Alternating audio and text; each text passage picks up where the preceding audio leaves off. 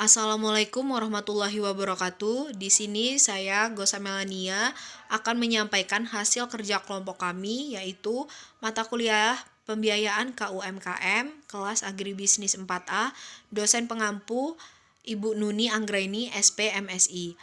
Kelompok saya terdiri dari anggota yang pertama adalah Amri Fadila Asyari, yang kedua Febio Duha Sasmita, dan yang ketiga saya sendiri Gosa Melania, dan yang keempat adalah Jatmiko Edi Prabowo.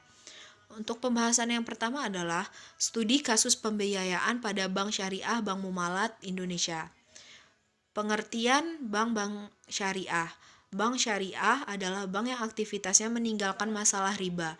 Bank Islam atau bank syariah adalah bank yang beroperasi dengan tidak mengandalkan pada bunga.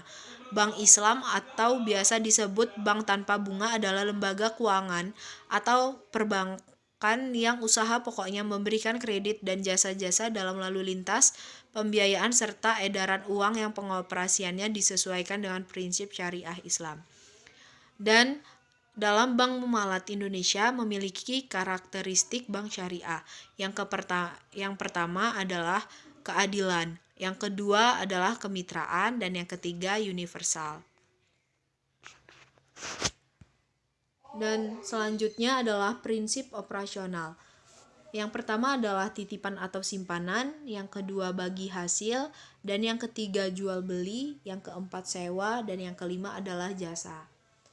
Selanjutnya, Bank Muamalat Indonesia memiliki prinsip analisis pembiayaan. Yang pertama adalah karakter, dan yang kedua kapasitas, yang ketiga modal, yang keempat jaminan, dan yang kelima adalah kondisi. Jenis pembiayaan Bank Muamalat Indonesia memiliki beberapa jenis, di antaranya adalah salam jual beli, dan mudharabah muqayadah, dan musyarakah mutanakisah. Dan dibagi menjadi murabahah, istisna, musyarakah, dan wadiah.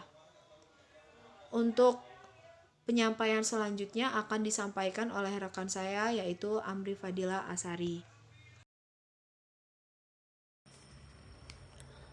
Untuk yang selanjutnya yaitu wakalah, ijarah, kafalah, hawalah, ran, dan kard. Syarat pengajuan pembiayaan. Yang pertama adalah administrasi personal, yang kedua adalah administrasi badan usaha. Prosedur pengajuan. Untuk mengajukan pembiayaan, nasabah dapat mendatangi langsung kantor cabang Bank Muamalat terdekat dengan membawa persyaratan dokumen.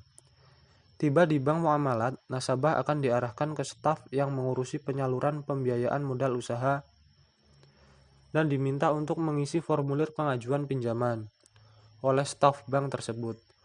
Nantinya akan dijelaskan secara detail mengenai produk pinjaman yang ingin diajukan, seperti akad yang digunakan, simulasi pengembalian pinjaman, dan biaya yang akan dikenakan. Setelah itu, aplikasi pengajuan pinjaman nasabah akan melalui tahap validasi dan persetujuan oleh Bank Muamalat. Pada umumnya, tahap ini membutuhkan waktu yang kurang lebih sekitar 14 hari kerja.